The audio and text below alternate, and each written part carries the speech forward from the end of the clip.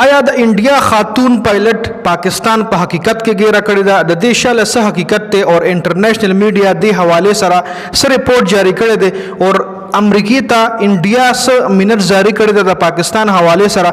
په دې درو خبرونو اهم خبرونو باندې په دې ویډیو کې تفصیلا خبره کوو، نو ویډیو خپل هم مکمل وګورئ او مخکې ملګرو سره ضرور شریک کړئ، ځکه په میډیا باندې دا خبره ډیره زیاته زیرګرد شته چې آیا د انډیا چې کومه خاتون پایلټ پاکستان سکیورټي فورسز گرفتار کړی ده نو تر اوسه پورې میډیا ته ول نه ده پیښ شوی. څنګه چې ابینندن پیښ شو، څنګه چې ابینندن تصویران دغه ویژوال دغه ویډیو د پاکستان میډیا باندې راغلی وانه د دې خاتون پایلټ ویډیو ول نه راځي. د پاکستان ډیر عوام چې کوم دي ډیر ماهرین داسې قسم پښتنه لري.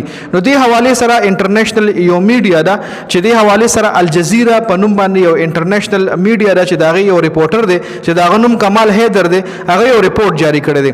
هغه ویلي چې د پاکستان سکیورټي فورسز یو نه بلکې دوه د انډیا پایلټان گیر کړي دي او هغه دا وخت د پاکستان په کسټډي کې دي. نو پاغي انډین ایر فورس کم دی په دغه کم ریپورټ چې د په الجزیره دغه کې دا کړو مطلب پوسټ کړو کم الجزیره اخبار چې راځي یا الجزیره کم رساله د پای کې چې کم آرټیکل دی لیکلو کمال حیدر نوې کې دی لیکلو چې د پاکستان سکیورټي فورسز سره دا وخت د غي په کسټډي کې د انډیا یو پایلټ نه بلکې دوه دي. نو په دې باندې ولا د انډیا چې کم ایر فورس ته غي په ولا کمنټس کړو چې دس از فیسلیس اینڈ فالز، مطلب دا خبره چې کومه ده د کې هیڅ قسم حقیقت نشته دی، دا درو دی جی. نو اوس ډیر ماهرین دی حواله سره دا خبره کوي چې انډیا د حواله سره امریکای ته ویل دي چې ته پاکستان ته وایا چې کم پایلټس تا زمون ګیر کړی دي نو هغه میډیا ته مراوله، ځکه ابینندن چې کله گرفتار شو نو په میډیا باندې ډیر زیات غوبل جوړو او انډیا په ټوله دنیا کې شرمنده شوی و. انډیا په ټوله دنیا کې په میډیا باندې ټرول کېده.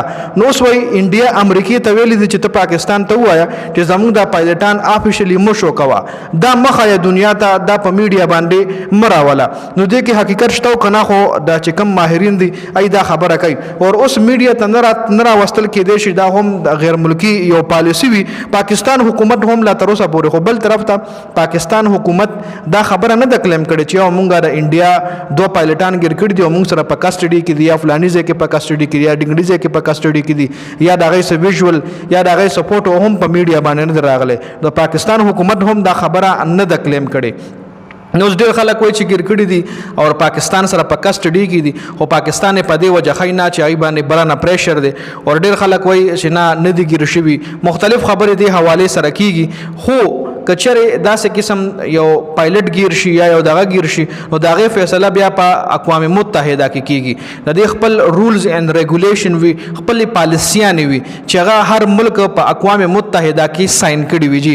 څنګه چې ابینندن د هغه پالیسو په وجه باندې پاکستان حکومت انډیا ته ورکو نو کې دې شي داسې پالیسی هم وي چې دغه دوه پایلټان چې کم گیر شي دي یا یو پایلټ د خاتون دا هم انډیا ته د هغه پالیسي په ترو باندې ورکړل شي. خو میډیا ته وای نه شو کیږي مختلف قسم ماهرین چې کم دي دا خبره کوي او پاکستان حکومت دا خبره نه د کلیم کړي ای نه دا اپروف کړي چې مونږه دا کسان ګیر کړي یا پایلټ ګیر کړي یا دوه دی یا یو دی.